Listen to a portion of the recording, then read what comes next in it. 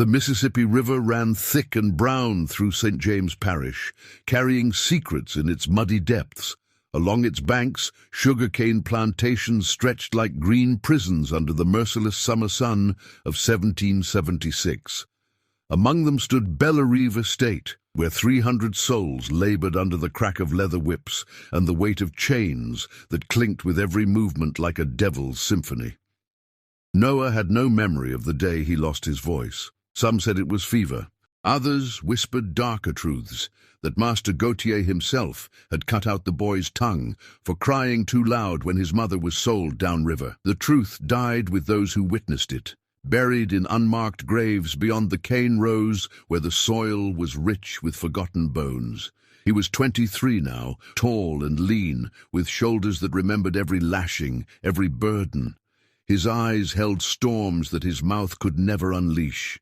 While other slaves found small rebellions in whispered songs and coded spirituals, Noah's resistance lived in silence, a silence so profound it unnerved even the cruelest overseers. Tell me in the comments which country you are from and what you thought of this story. And if this story made an impression on you, subscribe to the channel so you don't miss any future stories. The morning began like any other in late July. Heat rose from the earth in shimmering waves, turning the air itself into something you could taste, thick, sweet, suffocating. Noah worked the second row alongside Samuel, an older man whose back was a road map of scars, each one telling a story of survival. "You hear about Rosewood Plantation?" Samuel whispered, his hands never stopping their mechanical work of cutting cane. 3 overseers found dead in the barn, throats cut clean, no sound, no witness, like a ghost done it. Noah's machete paused for just a moment before resuming its rhythm. His face betrayed nothing, but something flickered behind those dark eyes, recognition perhaps, or calculation. "They saying it's the work of runaways?" Samuel continued, glancing nervously toward the tree line where Spanish moss hung like grey ghosts from ancient oaks. "But I don't know no runaway who'd come back just to kill. Takes a special kind of hate for that." The crack of a whip split the humid air. "You two! Less talking, more cutting!" Overseer Marcus Devereaux rode between the rows on a chestnut mare, his face red and peeling from too much sun and whiskey. He was the youngest of the 5 men who ran Bellerive's operations, barely 30, but already drunk with the power of life and death. His father owned the neighboring plantation, but Marcus preferred the sport of breaking spirits to the tedium of inheritance. Noah kept his head down, his machete singing through the cane stalks. But he watched. He always watched. Devereaux circled back, his horse's hooves crushing the cut cane into the mud. "You know, I've always wondered what goes on in that empty head of yours, Noah. All that silence must be lonely." He leaned down from his saddle, close enough that Noah could smell the bourbon on his breath. "Or maybe you're just stupid. That it? You stupid boy?" The other slaves had learned long ago not to intervene, not to even look. Help came with a price too terrible to pay. Noah raised his eyes slowly, meeting Devereaux's gaze with an intensity that made the overseer's smile falter for just a moment. There was something in that look, something ancient and patient and utterly without mercy. "Get back to work," Devereaux muttered, jerking his horse away with more force than necessary. As the sun climbed higher, painting the sky in shades of burning copper, the workers moved like shadows through the fields. The plantation bell would ring soon for the midday water break, 15 minutes to gulp down warm liquid from wooden buckets before returning to the endless rows. But Noah wouldn't be drinking water today. He had other plans. In the weeks since the killings at Rosewood, a pattern had emerged that only the slaves recognized. 3 more plantations, 7 more dead overseers and masters, always at night, always silent, always precise. The white folks blamed it on revolutionary agitators, on British sympathizers trying to destabilize the colonies through fear. They sent patrols. They tightened curfews. They beat information out of slaves until their own arms grew tired. But they never suspected the mute. As the afternoon wore on, Noah worked his way closer to the edge of the field nearest the bayou. The water there ran dark and still, reflecting nothing but shadows. Cypress knees jutted from the murky surface like the fingers of drowning men reaching for salvation that never came. Old Mama Bess sat in the shade near the water station, her ancient hands weaving palmetto fronds into baskets with practiced ease. She was the closest thing to a healer the quarters had, knower of roots and reader of signs. When Noah approached for water, she gripped his wrist with surprising strength. "Death follows you," she whispered, her milky eyes somehow seeing more than they should. "5 ravens I seen this morning, perched on the big house roof. 5 omens of blood to come." Noah's expression didn't change, but his fingers tightened around the water ladle. "They took everything from you," Mama Bess continued, her voice barely audible beneath the buzz of insects and distant shouts of overseers. "Your voice, your mama, your name. But vengeance won't bring none of it back. It'll just make more ghosts." He pulled his wrist free gently and drank, the water doing nothing to wash away the heat or the memories. When he met her eyes again, his message was clear. Some ghosts needed making. That evening, as shadows lengthened and slaves trudged back to their quarters for a meal of cornmeal and salt pork, Noah noticed something that confirmed what he'd suspected for days. Devereaux, along with 4 other men, head overseer James Colton, Master Gautier's nephew Philippe, slave trader Montgomery, and the plantation's foreman, Dutch Willem, gathered at the overseer's cabin at the far end of the property. They met there every Wednesday, Noah had learned, to drink, to gamble, to laugh about the day's cruelties, and plan tomorrow's torments. They thought themselves untouchable, these 5 men who held the power of gods over hundreds of lives. They were wrong. As darkness fell over Bellerive like a suffocating blanket, Noah sat in his assigned cabin with 7 other men. They ate in silence, too exhausted for conversation, too hopeless for dreams. But while they slept, the sleep of the broken, Noah remained awake, his eyes fixed on the cracks in the wooden walls where moonlight crept through like silver knives. He thought of his mother, dragged away screaming when he was 9 years old. He thought of his sister, sold to a cotton plantation in Mississippi before her 12th birthday. He thought of the countless others whose names he couldn't remember, but whose suffering lived in his bones like a permanent ache.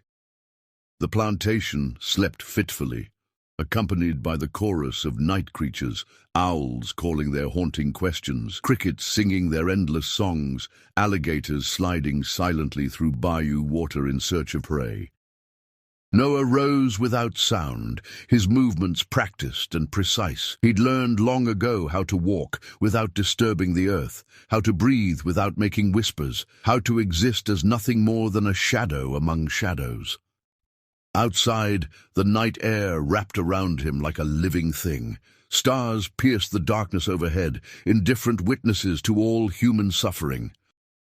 Spanish moss swayed in a breeze that carried the scent of jasmine and rotting vegetation, the smell of Louisiana itself, beautiful and deadly in equal measure. He moved toward the overseer's cabin, where lamplight still flickered in the windows, and the sound of male laughter cut through the peaceful night like a violation. They were drinking heavily, he could tell. Good, drunk men made mistakes. From his place in the shadows, Noah could see them through the window, 5 men who'd built their lives on the broken backs of others, who measured their worth in human property, who'd never once considered that the silent slave might be the most dangerous of all. Devereaux stood at the center, demonstrating something with his hands, probably some new torture he'd invented. The others laughed, their faces flushed with alcohol and cruelty. Noah's hand moved to his waist where he'd hidden the tool of his vengeance, a knife he'd stolen from the plantation's smithy weeks ago, sharpened on stolen hours until its edge could split a hair lengthwise. It wasn't much, but in the right hands, wielded with the right purpose, it was enough. He'd waited so long for this, years of silence, years of watching, years of burning with a rage that had no voice but demanded expression nonetheless. Tonight, the first of the 5 would fall. Tonight, the mute would finally speak, in the only language these men understood, the language of blood. The cabin's foundation sat on cypress blocks, leaving a 2-foot crawl space beneath the wooden floor. Noah had discovered this weeks ago during his surveillance, noting every entrance, every weakness, every opportunity. While the 5 men drank and laughed inside, he slipped beneath the structure with the practiced ease of a snake returning to its den. The air under the cabin was thick with the smell of damp earth and mildew.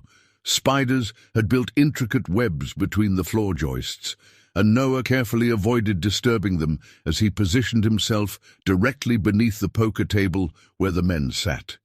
He could hear every word, every shuffle of cards, every clink of glass against wood. "I say we sell off the troublemakers before harvest," Devereaux's voice filtered through the floorboards. "Montgomery, you can get good money for strongbacks in Georgia, can't you?" "Always a market," the slave trader replied, his accent thick with origins somewhere in the Carolinas. "But why sell when you can break? A broken slave is a productive slave. A sold slave is profit only once." Dutch Willem laughed, a sound like gravel rolling downhill.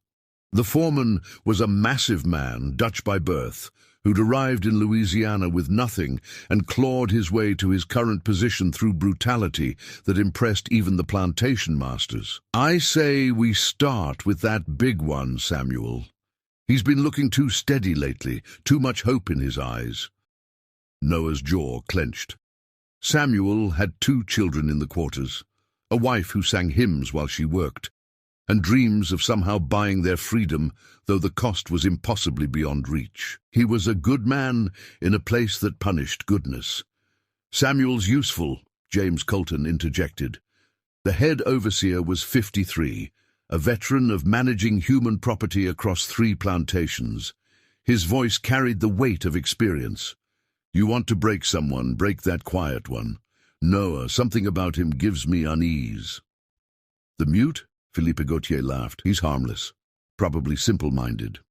Besides, who'd believe anything he tried to communicate? The perfect slave, if you ask me. Can't talk back, can't spread dissent." "Maybe you're right," Colton conceded. "Still, sometimes the quiet ones are quiet because they're thinking." "Let him think all he wants," Devereaux said, his chair scraping as he stood. "His thoughts die with him, unspoken and unmourned. I'm going out to piss. Deal me out this hand." Noah heard the door open and close, heard Devereaux's boots on the wooden steps. This was the moment he'd been waiting for: isolation, darkness, and a man too drunk to be cautious. He slipped out from under the cabin and moved around to the side where a copse of palmetto and banana trees created deep shadows. Devereaux stood with his back to the night, relieving himself against the cabin wall, humming a tune popular in New Orleans brothels. Noah moved like memory itself, there and gone, inevitable and unstoppable. His knife found the spot just below Devereaux's ribcage, angling upward toward the heart, with a precision that came from weeks of studying anatomy on butchered pigs. The overseer's humming stopped mid-note, replaced by a wet gasp that never became a scream. Noah held him as he died, feeling the life drain away in violent shudders. He watched Devereaux's eyes go wide with understanding and terror, saw the exact moment when the man recognized his killer, and understood that all his cruelty had finally come home. "For my mother." Noah's lips formed the words his voice couldn't carry. "For my sister. For everyone you ever hurt."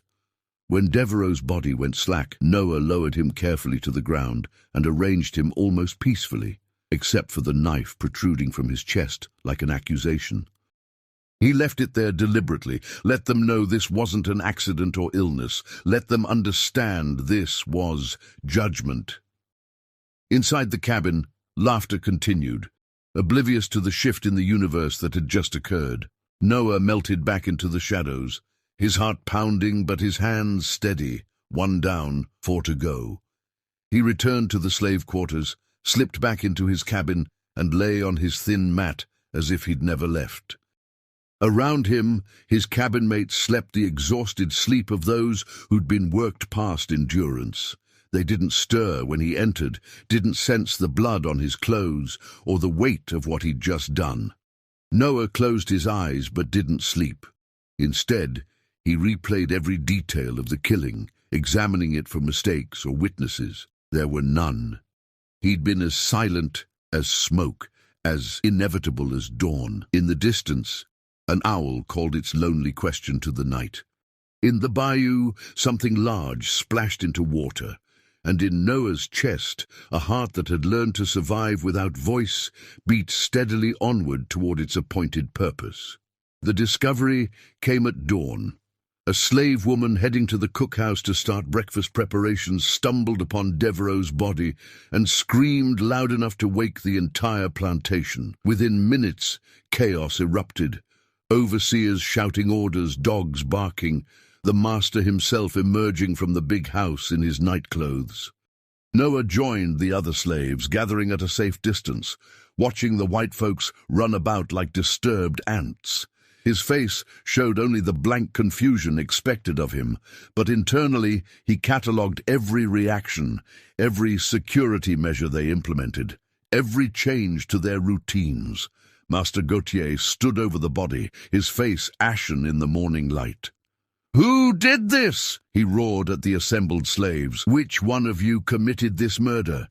Silence answered him. The communal silence of people who'd learned that answering accusations only led to punishment, that innocence was no defense, that the safest response was no response at all. "Search every cabin," Colton ordered the remaining overseers. "Check everyone for blood, for weapons, for any sign of guilt." The search was thorough, but ultimately fruitless. Noah had buried his bloodied clothes in the bayou before dawn, weighted down with rocks where they'd rot unseen.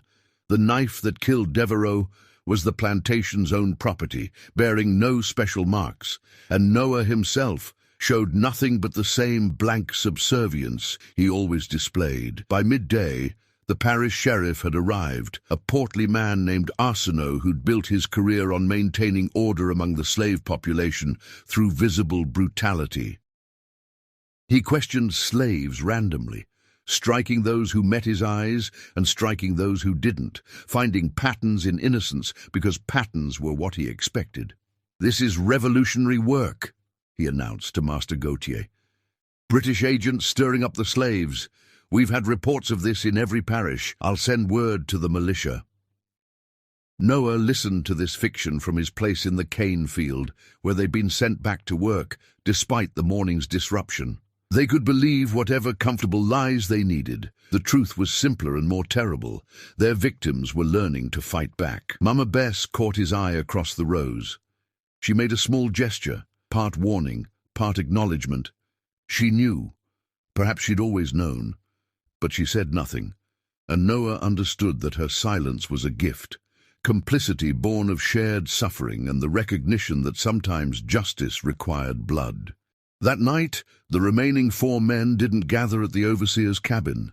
Instead, they stayed close to the big house, armed and nervous. They'd begun to understand that they were vulnerable, that their power had limits, that someone was hunting them.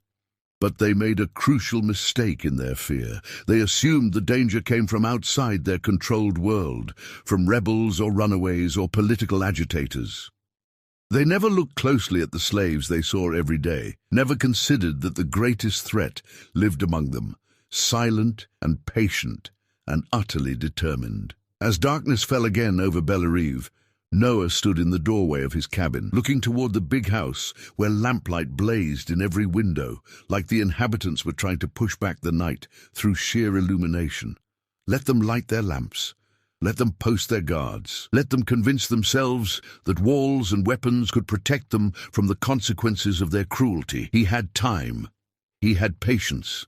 And he had 300 souls who, whether they knew it or not, were watching him rewrite the rules of their captivity with every drop of blood he spilled. 4 ravens remained, and the silent storm had only just begun. 3 days passed after Devereaux's murder, and Bellerive plantation existed in a state of suspended terror.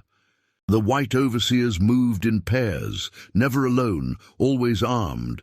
The slaves worked under heavier surveillance, every movement watched, every gesture scrutinized for signs of conspiracy. Master Gautier had brought in additional men from neighboring plantations, hard-faced enforcers who walked the property with rifles and suspicious eyes. But suspicion without direction is merely paranoia, and paranoia makes men careless in different ways. Noah worked the fields as he always had, his machete rising and falling with mechanical precision. The other slaves gave him space now, though whether from fear or respect, he couldn't tell. Samuel no longer whispered news to him. Mama Bess watched him from a distance, with eyes that held both sorrow and understanding. Even the children, who once played near the work crews, stayed away as if sensing something dangerous in his silence. The investigation had yielded nothing. Sheriff Arsenault had arrested 2 slaves from a neighboring plantation on suspicion alone, torturing them publicly to extract confessions that never came because there was nothing to confess. They hanged anyway, their bodies left swinging from an oak tree as a warning. Justice in Louisiana meant someone had to pay, guilty or not. Noah watched the executions from the field, his face betraying nothing, while rage crystallized further in his chest. 2 more innocent souls added to the ledger. 2 more reasons why the 4 remaining men had to die. Montgomery, the slave trader, was the first to break from the group's nervous cohesion. Business couldn't wait, and there was profit to be made in human misery, regardless of danger. He announced he'd be traveling to New Orleans to arrange sales, and despite protests from the others, he departed on a Thursday morning with a wagon and 2 slaves he'd recently purchased from a bankrupt plantation upriver. Noah learned of this from the stable hands who prepared Montgomery's horses. The trader would take River Road, the main route following the Mississippi's curves toward the city. It was a 2-day journey through swampland and scattered plantations, with overnight stops at coaching inns that catered to travelers of Montgomery's particular trade. That evening, as the sun descended into the bayou like a bleeding wound, Noah approached Samuel during the brief moment when the work crews gathered at the water station. He caught the older man's eye and made a series of gestures, signs they'd developed over years of working together, a language of survival that transcended speech. Samuel's eyes widened slightly, then narrowed with understanding. "You asking to help with the barn work tonight?" he said loudly enough for the nearest overseer to hear. "Sure, we could use strong hands for moving those feed sacks." The overseer, a nervous young man named Petit who'd been hired after Devereaux's death, barely glanced their way. He was too busy scanning the tree line for threats that might emerge from the wilderness. Later, in the barn, as fireflies began their twilight dance, Samuel spoke in whispers while they hauled feed sacks. "You going after the trader?" Noah nodded once. "He's got 2 slaves with him, young men from upcountry. They won't help you, but they won't stop you either if they see what you're doing." Noah's hands moved in question. "Will you cover for me?" Samuel was quiet for a long moment, the weight of complicity heavy in the humid air. Finally he nodded. "I'll tell them you took sick, went to your cabin early. Mama Bess will back the story if needed." "But Noah..." He gripped the younger man's shoulder. "After this, they'll know it's someone from inside. They'll come down on all of us harder." Noah's eyes held Samuel's, and in that gaze was an answer that needed no words. "They already come down on us as hard as they can. What's left to fear?" That night, Noah slipped away from the plantation with practiced ease. The new guards were stationed at the obvious points: the main road, the dock, the path to the quarters. But Bellerive sprawled across hundreds of acres, and there were dozens of ways through the cane fields and into the swamp for someone who knew the land. He moved through darkness, thick as velvet, guided by starlight and the intimate knowledge of every path, every cypress knee, every alligator nest. The swamp was alive with nocturnal creatures, raccoons fishing in shallow water, night herons stalking prey, cottonmouths sliding between roots with lethal grace. Noah was just another predator among predators, hunting with purpose older than civilization. River Road wound through wilderness, broken occasionally by cleared land and plantation holdings. Montgomery would be at the Riverside Inn by now, the only coaching house between Bellerive and the New Orleans outskirts. Noah had passed it many times on forced marches when Master Gautier moved slaves between properties. He knew its layout, knew that the slave pens were separate from the main building, knew that men like Montgomery slept soundly there, confident in their invulnerability. He reached the inn near midnight. It sat on a slight rise above the river, a two-story structure of cypress planks with a wide gallery and stables behind. Lamplight glowed in two upstairs windows. The slave pen, a wooden enclosure with a locked gate, stood 50 yards from the main building, close enough for security, but far enough that the white patrons didn't have to hear the sounds of human cargo. Noah approached the pen silently. Inside, he could make out the shapes of several people, Montgomery's 2 purchases plus others awaiting sale or transport. As his eyes adjusted, one of the shapes moved to the fence. "Who there?" a young voice whispered. Noah pressed his finger to his lips, then made signs. "Friend, where is the trader?" The young man, barely 18, understood enough to point toward the inn. "Upstairs, room on the right." He chained the door from inside, always does. Noah nodded his thanks and moved toward the inn. The building's construction was simple, designed for function rather than elegance. External stairs led to the gallery that ran along the second floor, providing access to the guest rooms. He climbed with infinite care, testing each board before committing his weight. The wood was old and warped from humidity, but he found the quiet spots, the places where nails still held firm. Montgomery's door was indeed chained from inside. He could see it through the gap. But Louisiana buildings were designed for airflow in the suffocating heat, which meant windows, and windows meant opportunity. Noah moved along the gallery to Montgomery's window. It was open to catch any breeze, covered only by thin muslin curtains that billowed like ghosts in the night air. He could hear snoring inside, deep, rhythmic, the sleep of someone who felt secure. The window frame was wide enough. Noah slipped through with the fluid grace of water, landing silently on the wooden floor inside. The room smelled of sweat, whiskey, and tobacco. Montgomery lay sprawled on the bed, fully dressed except for his boots, one arm hanging over the side.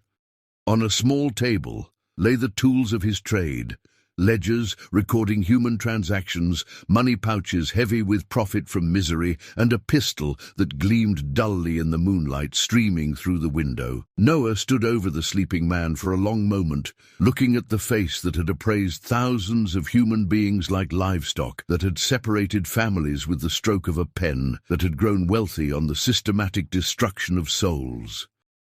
He thought of his sister, sold to Montgomery's associate. He thought of the 2 young men in the pen outside, purchased like furniture. He thought of every auction block, every chain, every child torn from its mother's arms so that men like this could afford fine clothes and good whiskey.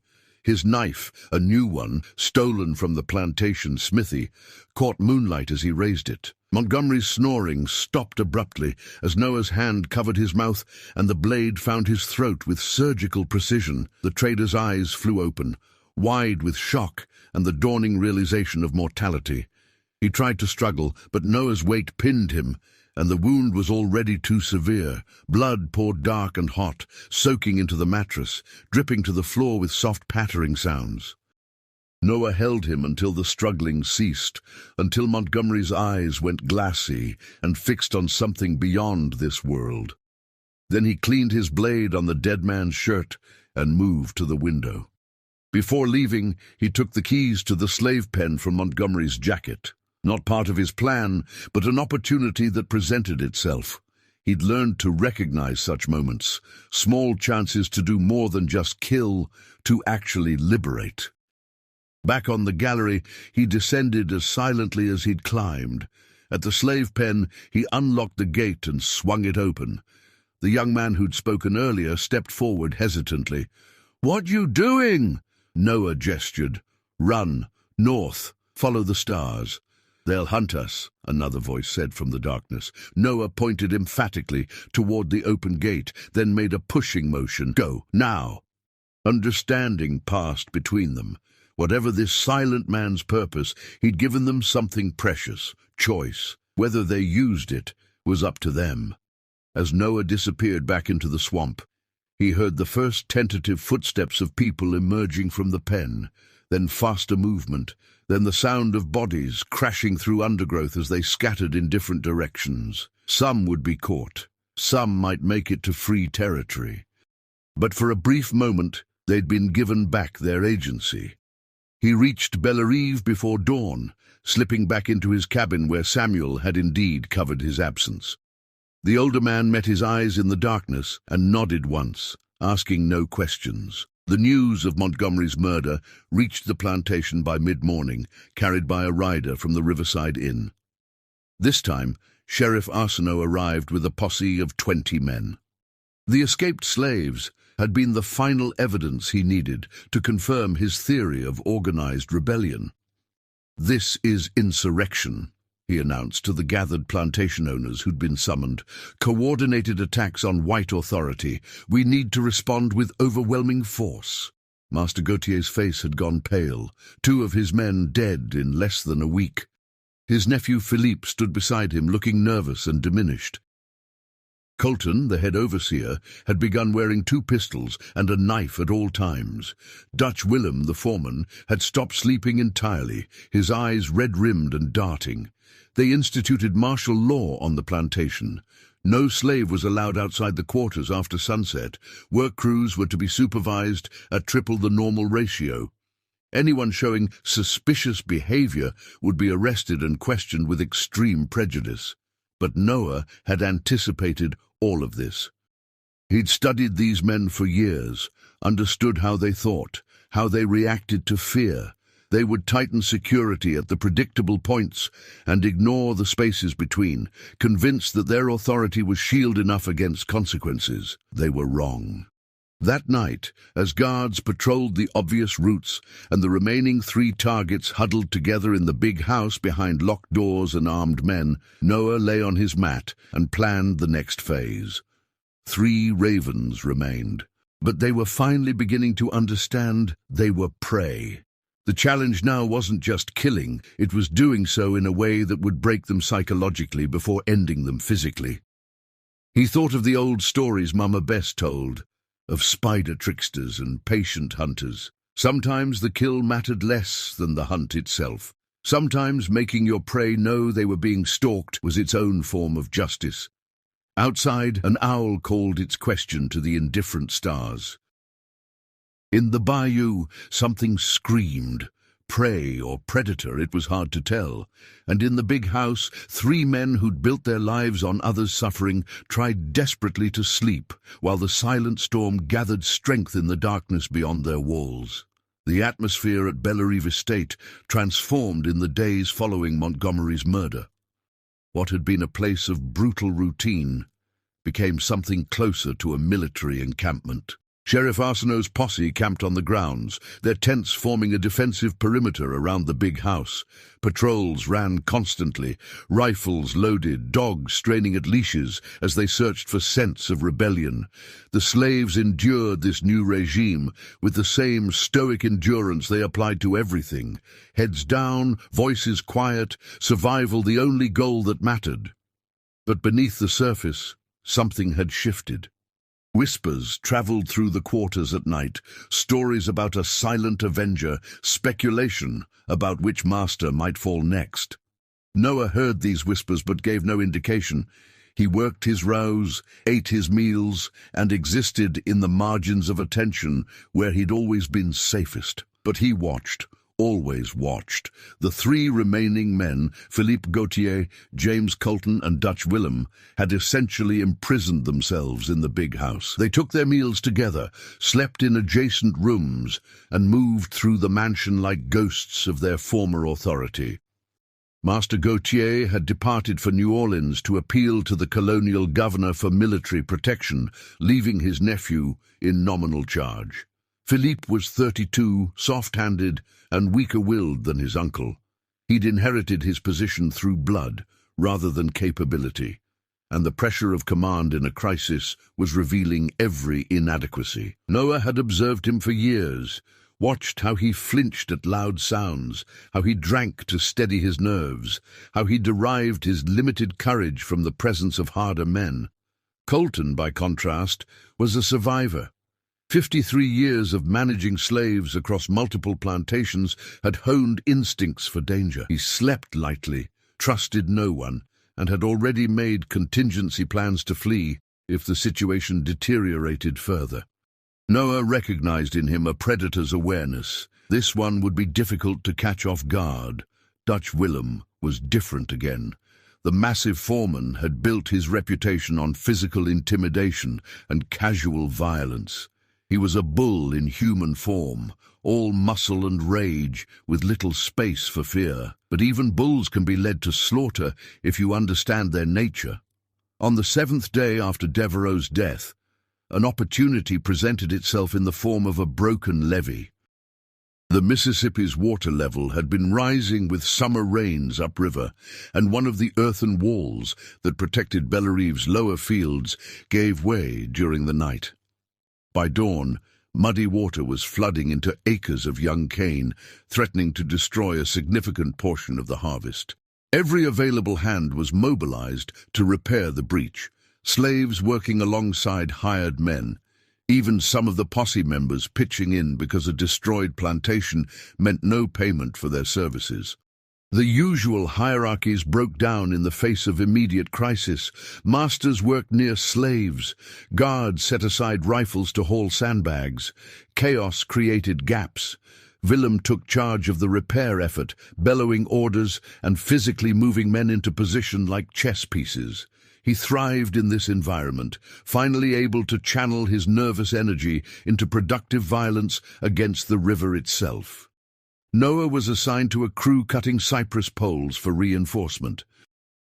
They worked in the swamp at the edge of the property, knee-deep in murky water, sawing through trees while cottonmouths watched from nearby branches. The work was dangerous enough that even the guards kept their distance, unwilling to wade into water that might hide alligators or sinkholes. Willem made periodic inspections, cursing the slaves for working too slowly, threatening punishment for any perceived laziness. On his third inspection, he noticed Noah. "You, the mute, you're strong enough. Get deeper, cut the larger trees, we need poles that'll hold against this current." Noah nodded and waded further into the swamp, ostensibly following orders. Willem watched for a moment, then turned to berate another crew member. The water here was chest-deep, dark as coffee, impossible to see through. Noah could feel things moving past his legs. Fish, snakes, perhaps something larger. The cypress he'd been directed to was old and massive, its roots spreading out underwater like grasping fingers. He began cutting, the saw's teeth biting into wood, and he waited. Willem returned 20 minutes later, alone this time, having sent his assistant to check on another crew. He stood at the water's edge, hands on hips, surveying the work with a critical eye. "That one's too small," he shouted at Noah. "The one next to it, cut that instead." Noah moved to the indicated tree, which stood deeper still, in an area where the current from the broken levee ran stronger. He began sawing, his movements deliberate, calculated. Willem, impatient with progress everywhere, waded into the water. "Like this," he said, reaching for Noah's saw to demonstrate. "You have to angle the cut properly or the whole thing'll fall wrong." It was the moment Noah had been waiting for.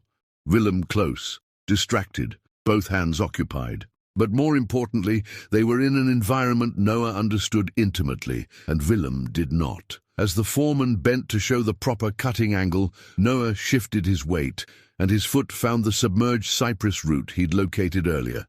He pushed off it hard, his shoulder driving into Willem's chest with sudden force. The massive man stumbled backward, his feet finding no purchase in the muddy bottom. He went under with a tremendous splash, surfacing a moment later, sputtering and enraged. "You clumsy," he began, then stopped as his leg caught in something underwater. His eyes widened.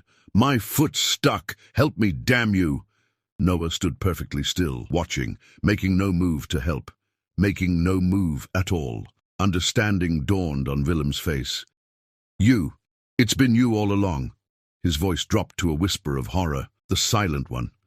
The current from the broken levee was pulling at Willem's body, forcing him off balance. He struggled against whatever held his foot, roots perhaps, or mud, acting like quicksand. His movements became more frantic, which only made him sink deeper. "Help!" he screamed toward where the other work crews labored. "Someone help me!" But the sound of sawing and hammering was too loud, and everyone was focused on their own desperate work to save the harvest. No one heard. No one came. Noah watched Willem drown with the same patient attention he brought to everything.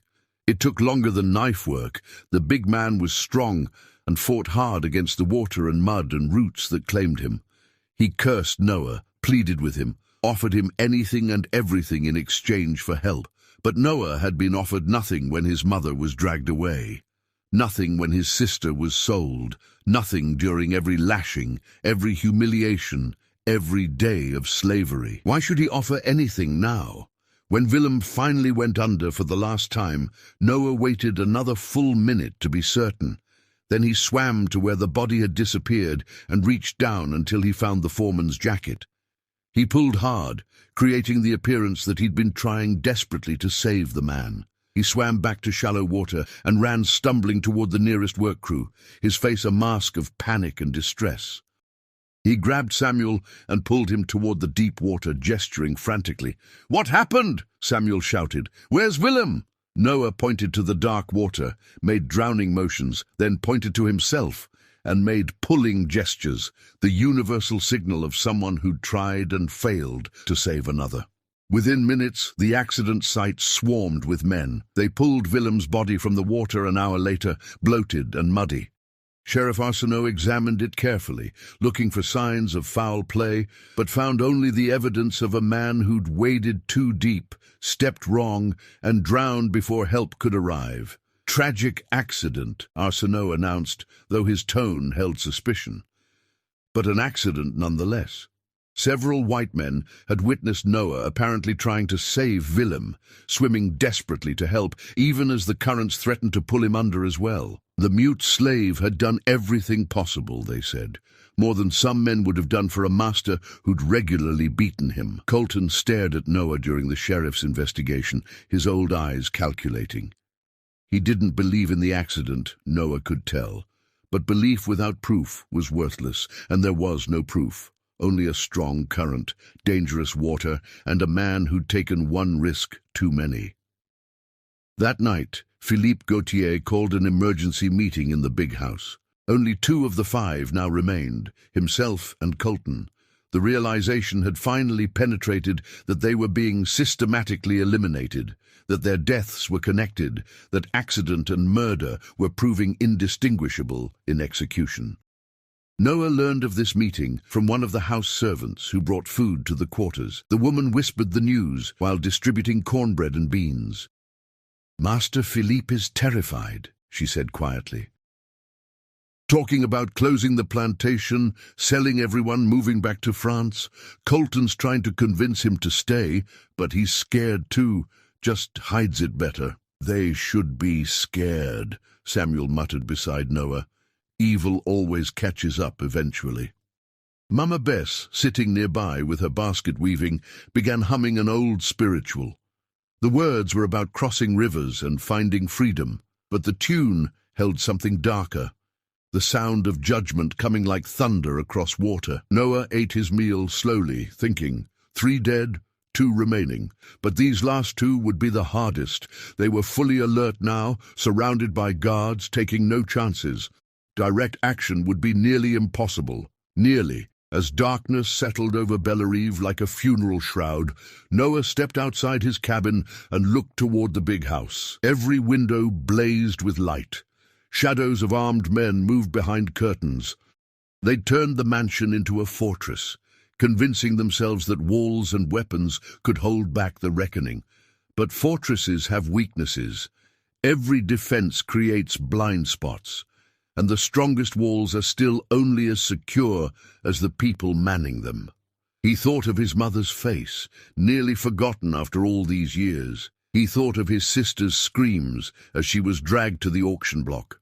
He thought of all the nameless, faceless souls who'd suffered under these men's authority. 2 ravens remained, but the hardest kills were often the most necessary, the ones that required not just violence, but planning, patience, and a willingness to risk everything for justice that might never be acknowledged or appreciated.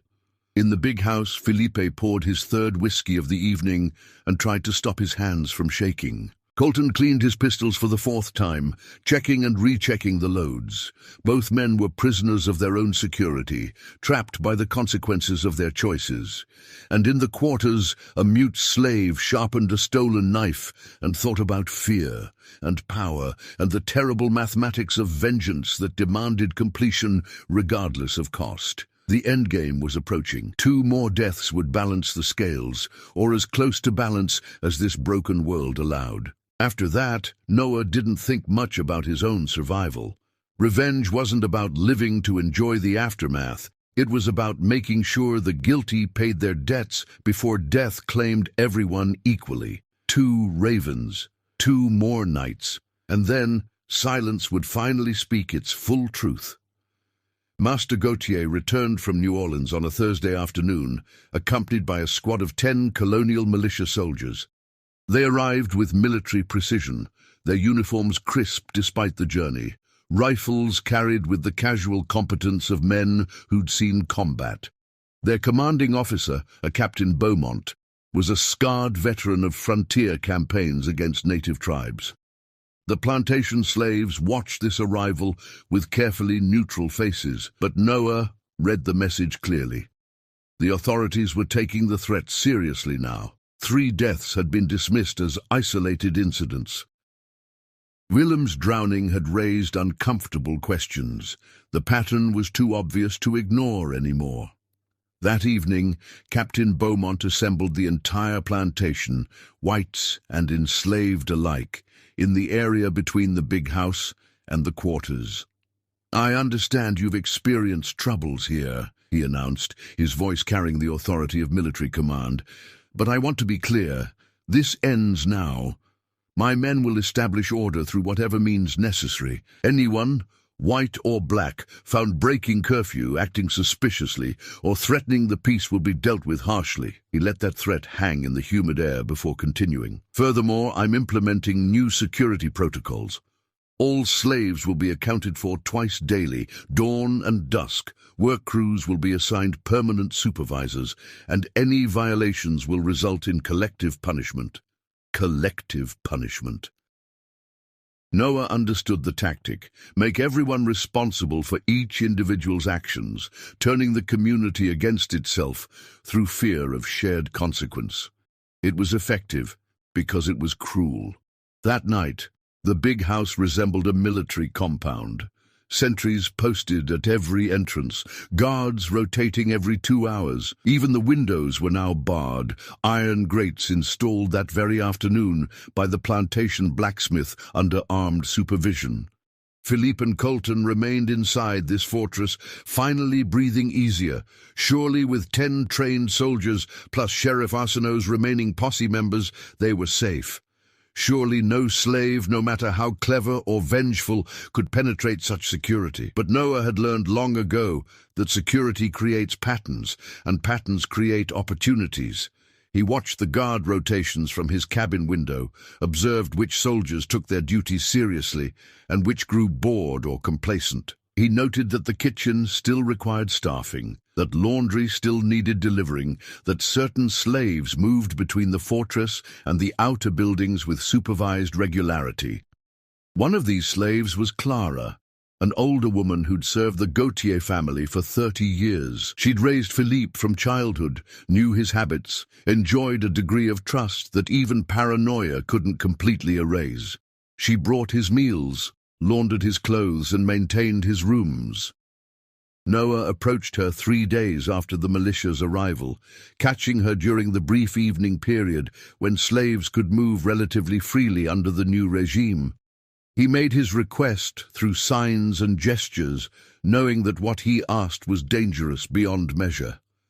Clara studied his face for a long time, her own expression unreadable. "You're the one," she finally said. Not a question, a statement of recognition. Noah nodded slowly. "They killed my son," she said quietly. 15 years ago, Colton beat him to death for breaking a tool, said it was destruction of property. My boy was 23 years old. Her eyes met Noah's, and in them he saw the same burning ember of rage he carried. "What do you need?" That night, Clara served dinner to Philippe and Colton in the main dining room, under the watchful eyes of 2 soldiers. She placed their plates, poured their wine, and moved with the invisible efficiency of a lifetime servant. Neither man noticed when she left Philippe's napkin slightly askew, positioned to fall if he reached for his wine glass. Neither saw her place Colton's fork just half an inch too far to the left, requiring him to lean slightly forward to grasp it. These tiny adjustments meant nothing, but they would mean everything later. After dinner, as Philippe retired to his room, Clara turned down his bed and laid out his nightclothes. She also unlocked the window grate, just one of the 4 latches, the one closest to the hinges, where it would be least noticeable, but sufficient to allow the grate to swing open with force. "Miss Clara," Philippe said, his voice slurred from wine and exhaustion. "Thank you for everything. You've been like family to me." She smiled, the same smile she'd worn for 30 years while watching the family she'd raised grow wealthy on stolen lives. "You're welcome, Master Philippe. Sleep well." At midnight, the guard rotation changed. The 2 soldiers stationed outside Philippe's second-floor bedroom were replaced by 2 others, younger men, less experienced, already tired from a day of adapting to Louisiana's oppressive heat. At 1 in the morning, Noah moved. He'd prepared meticulously, studying the mansion's exterior for weeks, identifying handholds and roots invisible to those who didn't know where to look. The cypress siding had warped over years of humidity, creating gaps and grips. The decorative shutters provided footholds. The gallery roof, accessible from a drainage pipe, led directly to the second-floor windows. He climbed in absolute silence, his body remembering every lesson learned from years of moving unseen through a world that would punish visibility. The soldiers patrolling below never looked up. Human nature rarely expects threats from above. Philippe's window, with its partially unlocked grate, was exactly where Clara had described. Noah applied pressure, and it swung open with only the softest creak. He slipped inside, landing in a crouch on the bedroom floor. Philippe slept fitfully in his 4-poster bed, covers tangled around him, face slack with wine-induced unconsciousness. The room smelled of tobacco, sweat, and fear-induced insomnia that no amount of alcohol could fully erase. Noah stood over him, knife in hand, looking at this man who'd inherited the power of life and death through accident of birth. Philippe had never personally wielded a whip, had never directly ordered a killing, but his passive acceptance of the system, his willingness to profit from others' suffering without questioning the morality, made him complicit in every cruelty the plantation had witnessed. For his mother, Noah thought, for his sister, for Clara's son, for every soul ground into dust to maintain Philippe's comfortable existence. The killing was swift and silent. Philippe's eyes opened briefly at the end, registering confusion more than fear, as if he couldn't quite understand how death had found him inside his fortress. Then his gaze went distant, seeing something beyond this world, or perhaps seeing nothing at all. Noah didn't linger. He moved back to the window, but before leaving he did something unexpected. He left the window grate hanging open, the body visible from the doorway, the scene arranged not to hide his action, but to proclaim it. Let them know. Let them understand their fortress meant nothing. Let Colton, the last raven, spend his final hours knowing he couldn't be protected. The climb down was as silent as the climb up.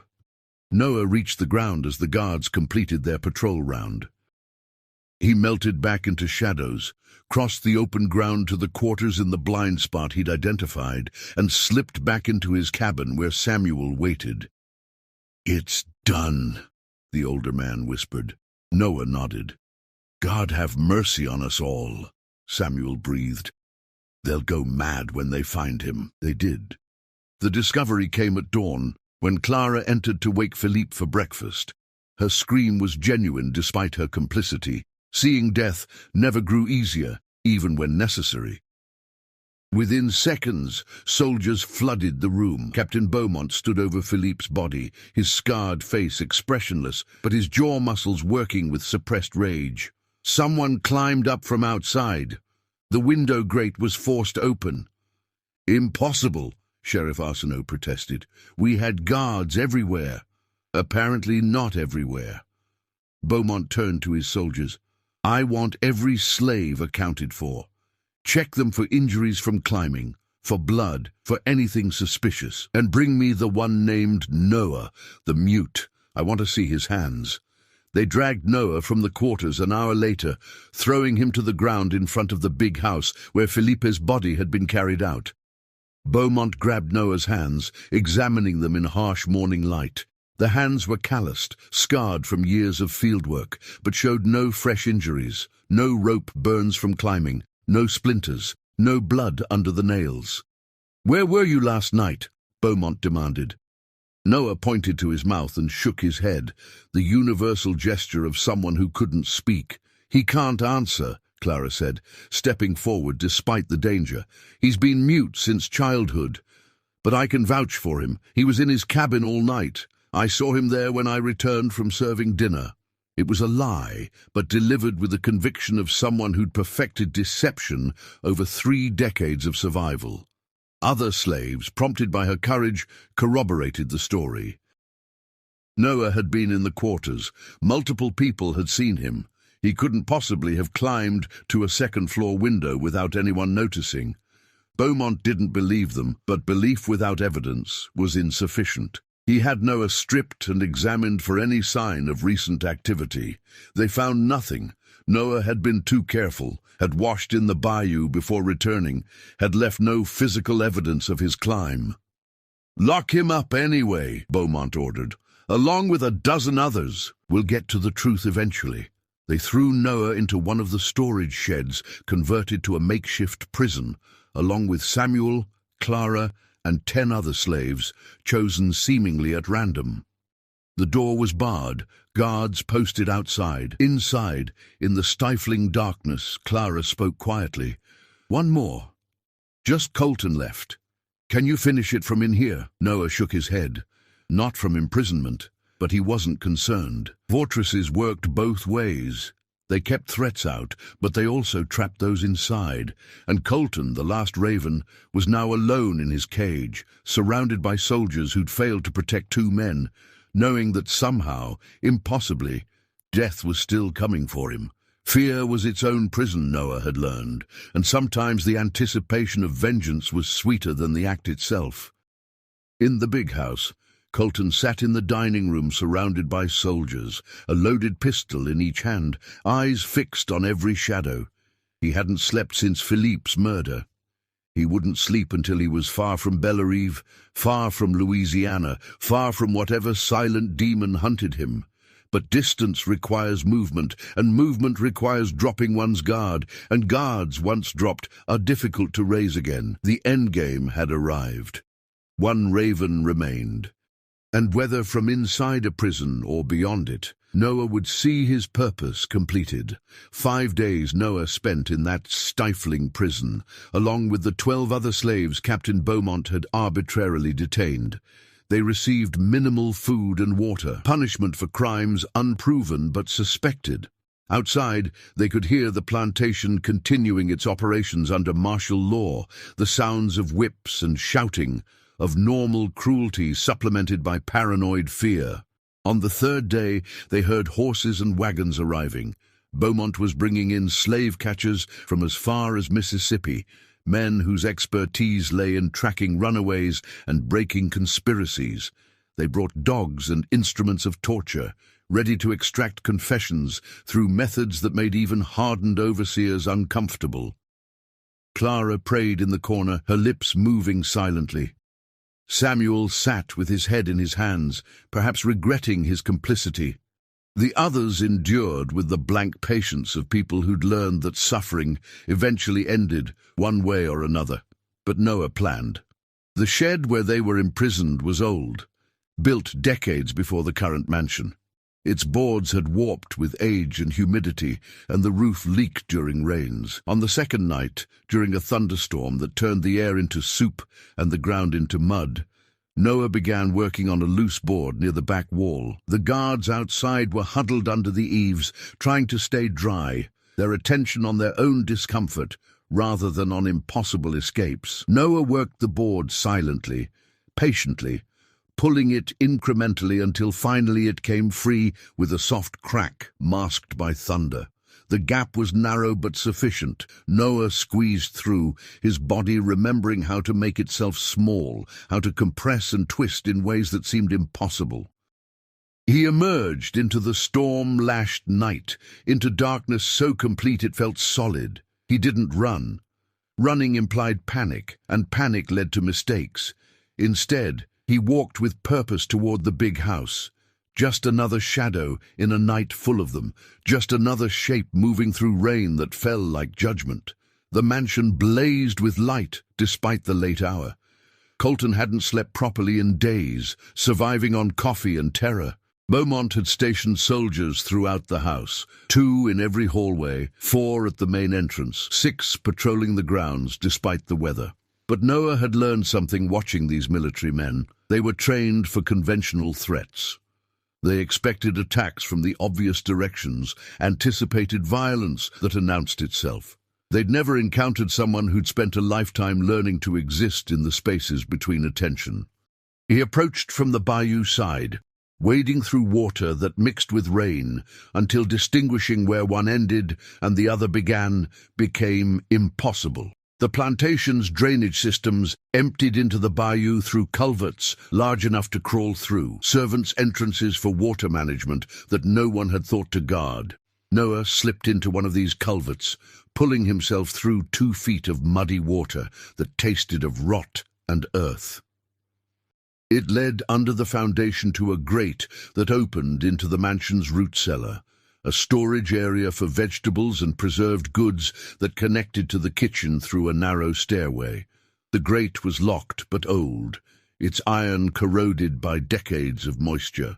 Noah applied pressure until it broke free with a crack that was swallowed by thunder. He emerged into the root cellar, water streaming from his clothes, looking like something that had crawled up from hell itself. The kitchen above was empty. Even house servants were restricted to quarters after dark under the new security protocols. Noah moved through it silently, past familiar tables where he'd seen Clara work, past the massive fireplace where meals for masters were prepared while field slaves ate cornmeal and scraps. The mansion's interior layout was known to him through years of glimpses caught while delivering loads or making repairs. He knew which floorboards creaked, which doors had hinges that needed oil, which rooms connected to which hallways. Colton had barricaded himself in Master Gautier's study on the first floor, a room with only one entrance and windows that faced the front of the house where soldiers patrolled constantly. It was perhaps the most defensible position in the building, which was exactly why he'd chosen it. But defensive positions assumed threats from outside. Colton had forgotten that the real danger had been inside his walls all along. Noah moved through the mansion like smoke, avoiding the obvious routes where soldiers stood guard. He used the servants' stairs, the narrow passages designed to let enslaved people move through the house without being seen by those who preferred to pretend. Their comfort appeared magically without human effort. He reached the hallway adjacent to the study near midnight. 2 soldiers stood outside the door, alert despite the hour, rifles held ready. They'd been hand-picked by Beaumont, his best men, stationed to protect the final remaining target. Noah observed them from the shadows of a side corridor. Direct confrontation was impossible, but direct confrontation had never been his method. In the supply closet nearby, he found what he needed: lamp oil stored for refilling the mansion's many lights. He also found matches, candles, and cleaning rags. The materials of illumination could become the materials of destruction with minimal adjustment. He retreated to the kitchen and prepared his attack with the same careful attention he brought to everything. The storm was subsiding, rain diminishing to drizzle, but the night remained dark and close, perfect conditions for what came next. He started fires in 3 locations: the drawing room at the front of the house, the library on the 2nd floor, and the dining room adjacent to the study where Colton hid.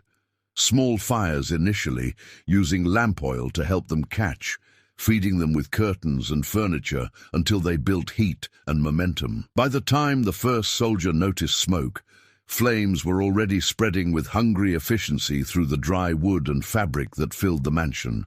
The alarm went up like a shriek. "Fire! Fire in the house!" Chaos erupted instantly. Soldiers ran for water buckets. Servants were roused to help fight the blaze.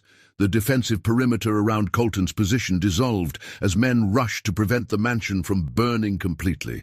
Colton emerged from the study, a pistol in each hand, his face wild with fear and understanding. He knew this was no accident, knew that somehow his hunter had breached the fortress, knew that fire was simply means to an end. He ran for the front entrance, where the concentration of soldiers was thickest, where he might find safety in numbers. But Noah had anticipated this, had positioned himself along that route, had turned the entire mansion into a trap that funneled his prey toward inevitable judgment. They met in the front hallway, amid smoke and confusion and the roar of spreading flames.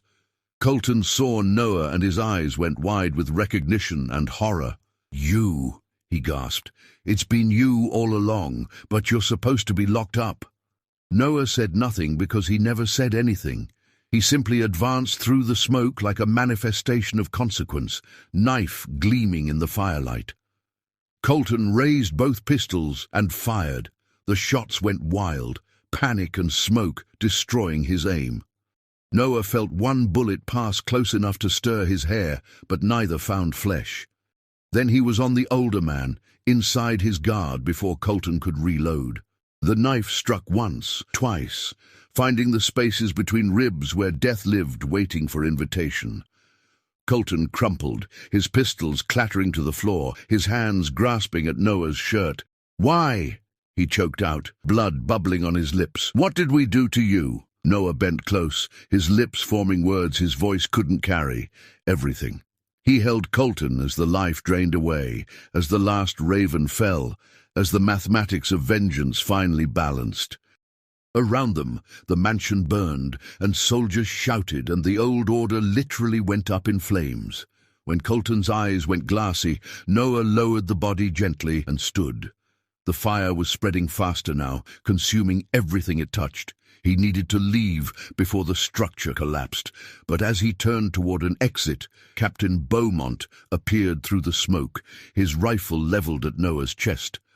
"I knew it was you," Beaumont said, his voice calm despite the chaos. "Knew from the beginning, though I couldn't prove it. You're a ghost, aren't you? Walking dead man who refused to stay buried." Noah met his gaze steadily, making no move toward weapon or escape. If this was where his story ended, he'd already accomplished his purpose. 5 men dead, 5 debts paid. His mother and sister could rest easier in whatever afterlife existed for slaves who died unmourned. Beaumont's finger tightened on the trigger. Then a section of ceiling collapsed between them, sending up a shower of sparks and burning timber. When the flames cleared, Noah was gone, vanished back into smoke and shadows as completely as if he'd never existed. He fled through the mansion's burning skeleton, through passages filling with smoke, through doorways framed in fire. He reached the kitchen as the rear wall began to collapse, dove through the root cellar entrance as floor joists gave way above him, and crawled back through the culvert as the mansion's death throes echoed behind him. He emerged into the bayou, into water and mud and blessed darkness. Behind him, Bellerive's great house burned like a funeral pyre, visible for miles, announcing the end of one era and perhaps the beginning of another. By dawn, only blackened walls remained standing. 5 bodies were recovered from the ruins. Colton plus 4 soldiers who died fighting the fire or trapped by collapsing structures. The rest of the household had escaped, but the heart of the plantation's power had been destroyed. Master Gautier, when he returned from New Orleans, found his empire in ashes. The mansion was gone. His nephew and head overseer were dead. The remaining slaves were scattered. Many had fled during the chaos, including the 12 who'd been imprisoned. Captain Beaumont reported that the fires had been arson, possibly set by the same individual responsible for the murders, but the perpetrator had perished in the flames. They'd found no body, but in such intense fire, complete cremation was possible.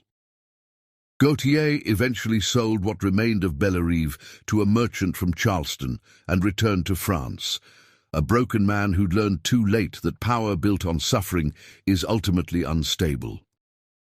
The new owner imported a new overseer, new slaves, tried to rebuild what had burned, but stories had spread along the river, tales of a mute slave who took vengeance on 5 masters, who walked through fire like a spirit, who reminded everyone that the enslaved were still human and humans, when pushed far enough, push back. Noah himself disappeared into legend.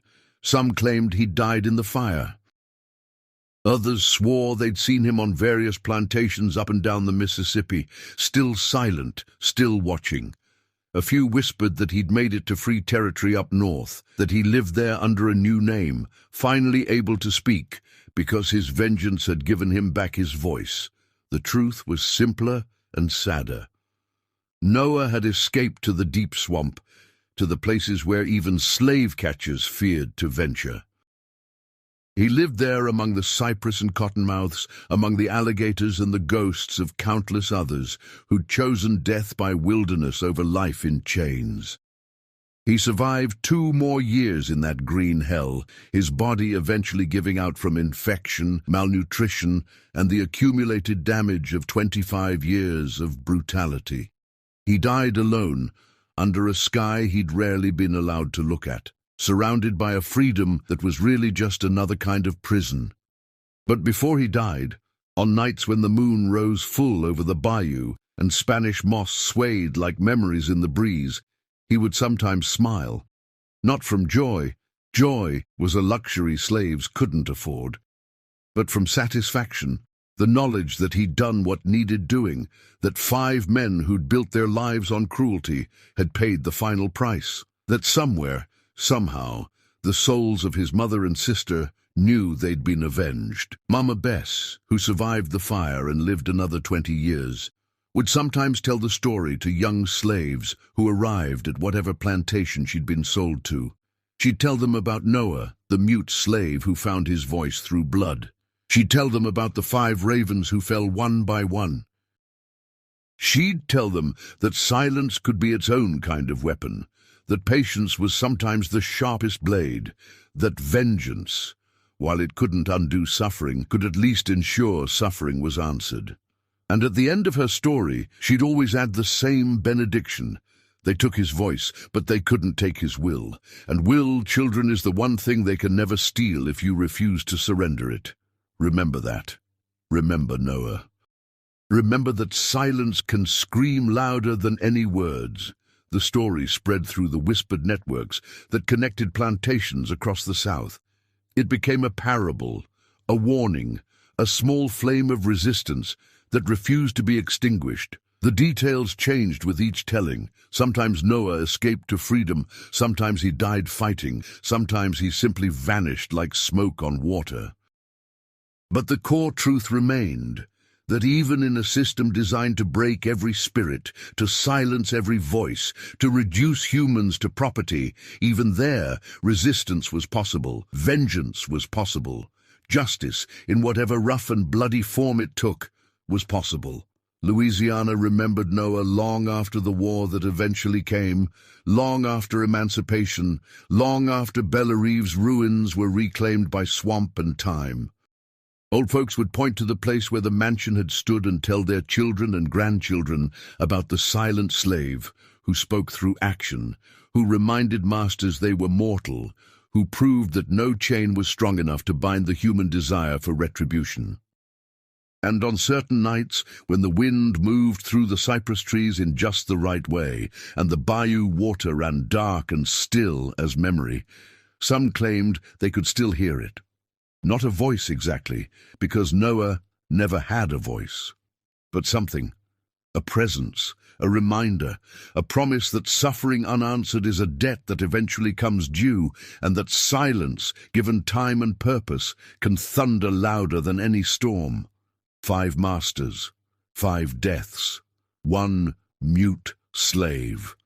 And a story that refused to die, because truth, once spoken in blood, can never be fully silenced.